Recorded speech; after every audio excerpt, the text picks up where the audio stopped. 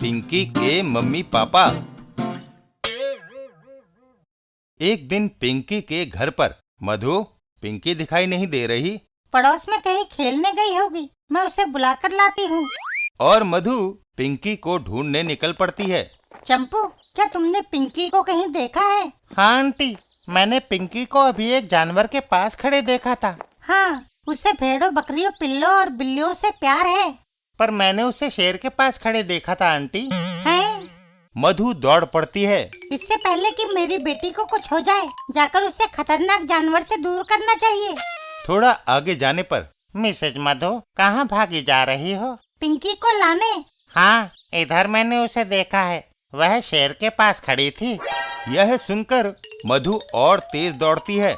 वह नादान लड़की हमेशा कुछ न कुछ परेशानी खड़ी कर देती है। थोड़ी दूरी पर पिंकी, मेरी बेटी। पिंकी एक सर्कस के सामने खड़ी होती है, जहाँ शेर पिंजरे में बंद होता है। यह देखकर मधु को चैन की सांस आती है। ओहो।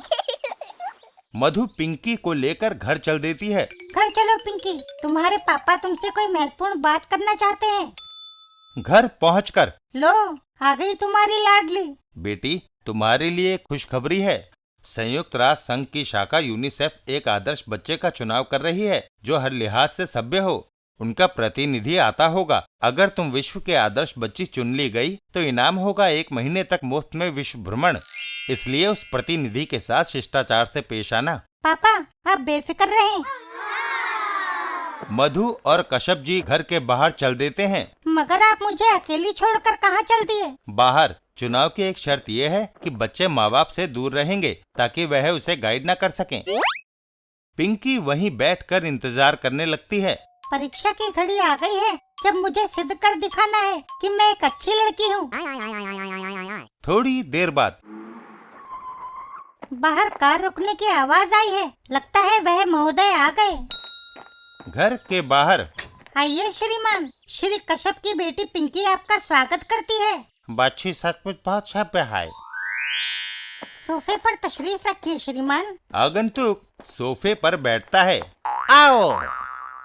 मेरा लट्टू, इसकी कील आपको चुभ गई होगी। बड़ा दर्द हो रहा है। क्या घर में कोई गोली है? मैं खाऊंगा। क्या गोली खाने से दर्द खत्म हो जाता है? हाँ। मैं अंदर से लाती हूँ।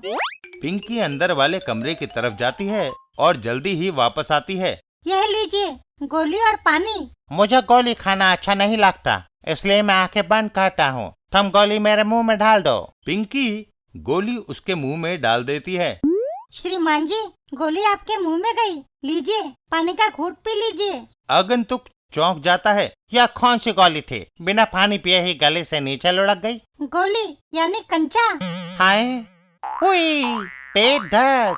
अगर आप शीर्षासन लगाएं तो कंचा लुढ़ककर मुंह के रास्ते से बाहर आ जाएगा। वह आदमी शीर्षासन लगाता है। मैं उल्टा हो गया, पर कंचा अभी भी पेट में है। आई, पेट दर्द। 1 मिनट, इसी स्थिति में रहो। पिंकी एक डंडा लेकर आती है। यह डांडा किस लिए? इससे मैं आपकी पीठ ठोकूंगी, तभी तो कंचा लुढ़केगा। कमाल है। यह सुनते ही वह आदमी वहाँ से भाग खड़ा होता है। बचाओ। हैं? पिंकी के मम्मी पापा। कहो पिंकी, वह संयुक्त राष्ट्र के प्रतिनिधि यहाँ से कैसा प्रभाव लेकर गए? लेकर गए? पापा, वह तो उल्टा अपने जूते यहाँ छोड़ गए।